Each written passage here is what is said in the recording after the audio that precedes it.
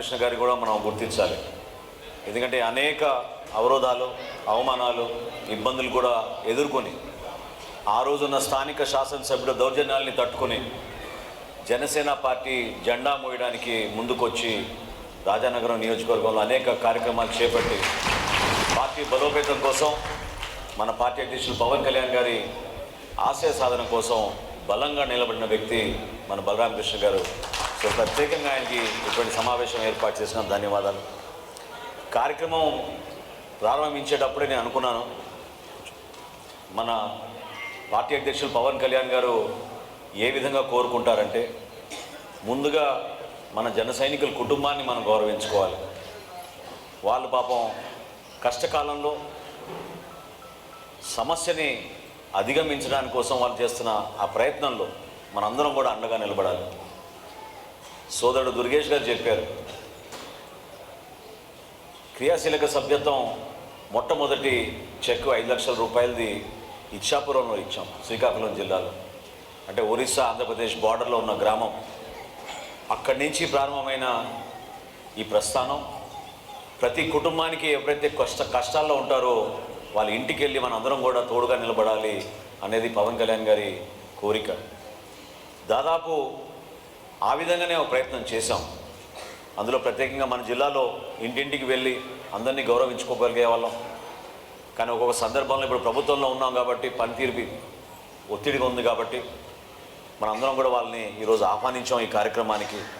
So ముందుగా మీ అందరూ కూడా అర్థం చేసుకుని ఎవరైతే మనతో పాటు ప్రయాణం చేశారో మన జన సైనికులు వాళ్ళందరినీ పవన్ కళ్యాణ్ గారి తరఫున జనసేన పార్టీ తరఫున మనం గుర్తించి దాని తర్వాత నా ఉపన్యాసం కొనసాగిస్తానని మనస్ఫూర్తిగా తెలుపుకుంటూ, తుని నుంచి గుత్తుర్తి నాగేశ్వరరావు గారు, ప్రతిపాడు నియోజకవర్గం నుంచి తాడి గంగాధర్ గారు, అదేవిధంగా ప్రతిపాడు నుంచి చిన్న ఏలూరు నుంచి దుర్గా సుబ్రహ్మణ్యం గారు, పిఠాపురం నియోజకవర్గం నుంచి మామిడి చిన్నబాబు గారు, పిఠాపురం గొల్లపురం గ్రామం నుంచి పబ్బిరెడ్డి రాజా గారు, కాకినాడ రూరల్ నియోజకవర్గం నుంచి అనపర్తి సూర్య కార్తిక్ గారు, పెద్దాపురం నుంచి దేవుడు గారు, అనపర్తి నియోజకవర్గం నుంచి పిల్లి ప్రసాద్ కుమార్ గారు, అనపర్తి నియోజకవర్గం నుంచి ఓడే రాంబాబు గారు, అమలాపురం నియోజకవర్గం నుంచి గణేష్ మణికంఠ గారు, రాజోల్ నియోజకవర్గం నుంచి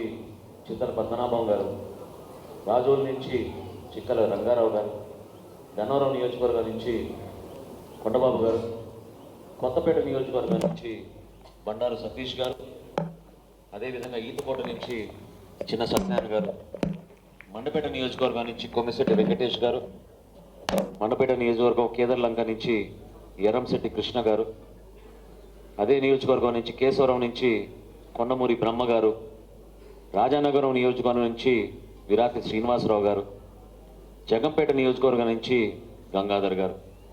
ఈ 21 మంది అద్భుతంగా మన పార్టీ అధ్యక్షులు పవన్ కళ్యాణ్ గారి కోసం, పార్టీ కోసం అహర్నిశలు కృషి చేసిన వ్యక్తులు. పార్టీ జెండా కోసం వాళ్ళు ఎల్లప్పుడూ కూడా నిలబడి మనతో పాటు ఒక ధైర్యాన్ని నింపే విధంగా నడిచిన వ్యక్తులు. వీళ్ళు మరణించడం నిజంగా మనందరూ కూడా బాధ కలిగిస్తోంది. సో మనస్ఫూర్తిగా కొద్ది క్షణాలు మీ అందరూ కూడా నిలబడితే మన ఆత్మకు శాంతి కోరే విధంగా మనందరం కూడా 2 నిమిషాలు గుర్తించుకుందాం.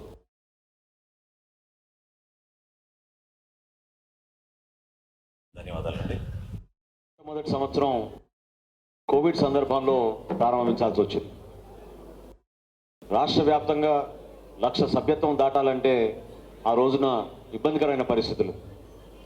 అయినా కానీ మన పార్టీ అధ్యక్షులు పవన్ కళ్యాణ్ గారి పిలుపు మేరకు గ్రామాల్లో మన జన సైనికులు, వీర మహిళలు ఆ రోజు చేస్తున్న సేవా కార్యక్రమాలు రాష్ట్రంలో ఏ రాజకీయ పార్టీ చేయని విధంగా ఇంటింటికి తిరిగి కూరగాయలు పంపిణీ చేయడం, మాస్కులు పంపిణీ చేయడం, వాళ్ళకి మందులు కూడా పంపిణీ చేసే పరిస్థితుల నుంచి క్రియాశీలక సభ్యత్వం కోసం అహర్నిశలు కృషి చేసి మొట్టమొదటి సంవత్సరం మనం 1,00,000కు చేరుకోగలిగాం. ఆ రోజున కనీసం రాష్ట్ర వ్యాప్తంగా చేయలేకపోయినా ఒక 6 నియోజకవర్గాల్లో ముందుగా చేద్దామని పవన్ కళ్యాణ్ గారు కోరారు.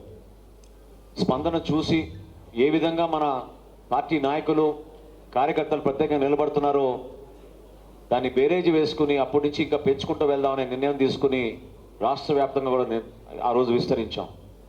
గత సంవత్సరం ఇప్పుడే బలరామ కృష్ణ గారు చెప్పారు, రాష్ట్రంలో మొట్టమొదటి నియోజకవర్గం రాజానగరం. 25,000 సభ్యత్వం 25,000 సభ్యత్వం ఆ రోజున రాజానగరం నియోజకవర్గంలో చేసుకోగలిగాం.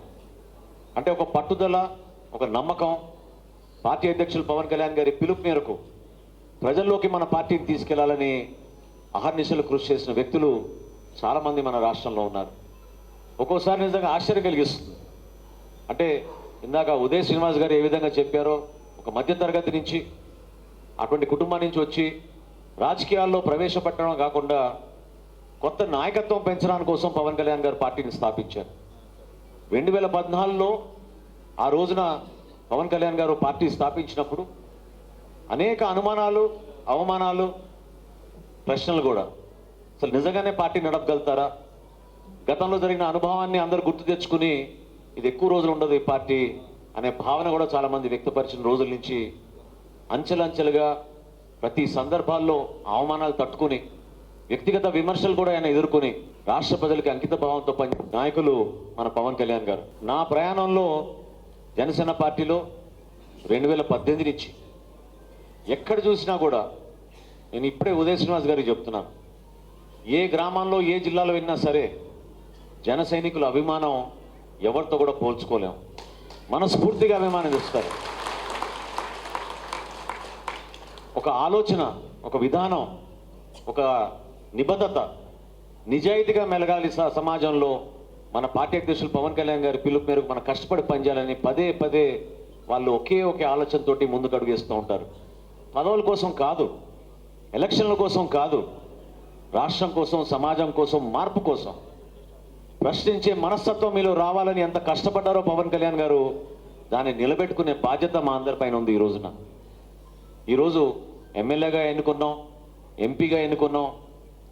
పవన్ కళ్యాణ్ గారు సహకారంతో ఆయన పడిన కష్టానికి మీరందరూ కూడా మమ్మల్ని తీసుకొచ్చి ఇక్కడ కూర్చోబెట్టారు. మీరు పడిన కష్టాలు వర్ణాతీతం. ఎందుకంటే గ్రామ స్థాయిలో మీరు ఎదుర్కొన్న సమస్యలు, ఆ రోజు ఒక జనసేన పార్టీ జెండా ఎగరేయాలంటే ఎగరనిచ్చే వాళ్ళు కాదు, ఒక దిమ్మ కట్టాలంటే కేసులు పెట్టేవాళ్ళు. మన నాయకులను ఎంతోమందిని హౌస్ అరెస్టులు చేసేవాళ్ళు, లాఠీ చార్జీలు చేసేవాళ్ళు. సోషల్ మీడియాలో అయితే ఊహించని విధంగా ఇబ్బంది పెట్టారు. వీటన్నిటినీ అధిగమించుకుని మనం 5 సంవత్సరాలు కార్యక్రమాలు చేసుకుంటూ ముందుకు వచ్చాం. ప్రతి కార్యక్రమంలో కూడా ఒక పట్టుదల ఉండేది. మన పార్టీ అధ్యక్షులు పవన్ కళ్యాణ్ గారు ప్రజలకి దగ్గర అవ్వాలని చేస్తున్న ప్రయత్నాన్ని ప్రభుత్వం అడ్డుకుంటుంటే ప్రతి జిల్లాలో కూడా మన జన సైనికులు నిలబడే వాళ్ళు వాళ్ళే పాపం సొంతంగా పెట్రోల్ కొట్టించుకుని బైకుల మీద జెండాలు కట్టుకుని పవన్ కళ్యాణ్ గారిని రిసీవ్ చేసుకోవడానికి కోసం ఎన్నిసార్లు రాజమండ్రి ఎయిర్పోర్ట్లో అద్భుతంగా స్వాగతం పలికేవారో మీ అందరూ చూశారు. ఏ కార్యక్రమం చేసినా కూడా ప్రతి కార్యక్రమంలో కూడా మన కేకే తోడుకుండేవాడు. ఆ రోజు నాకు బాగా గుర్తు, దుర్గేష్ గారికి రాత్రి ఫోన్ చేసి ఆ రోజున్న రోడ్ల పరిస్థితి, గుంతలు పూడ్చుకోలేని పరిస్థితి, ప్రభుత్వం నుంచి ఎవరు స్పందించకపోతే మొట్టమొదటి కార్యక్రమం గుంతలు పూడ్చుకే కార్యక్రమం. ఆ రోజున గుడ్ మార్నింగ్ సీఎం సార్ అనే కార్యక్రమం మనం ప్రారంభించి జనసేన పార్టీ నుంచి మనం ఇక్కడికి చేసాం కార్యక్రమం. ఆ రోజు కూడా ఎయిర్పోర్ట్ దగ్గర నుంచి రూప్ పార్టీలు పెట్టి ఇబ్బందులు పెట్టి పవన్ కళ్యాణ్ గారిని ప్రోగ్రాం దగ్గర రానివ్వకుండా చేయడానికి కోసం ఏ విధంగా ప్రయత్నం చేశారో మీరు చూశారు. ఒరిజినల్గా మనం అనుకుంది బ్రిడ్జి దగ్గర చేద్దాం కార్యక్రమం అని, అది కూడా మార్చేశారు. ఇటువంటి సందర్భాల్లో నిలబడింది మన జన సైనికులు. అందరికన్నా గొప్పగా నిలబడింది తూర్పుగోదావరి జిల్లా మన వీర మహిళలు. మర్చిపోలేము వాళ్ళ కంట్రిబ్యూషన్. నిజంగా చెప్తున్నాను, అంటే కవాతు జరిగినప్పటి నుంచి నేను చూస్తున్నాను ఏ విధంగా నిలబడ్డారో.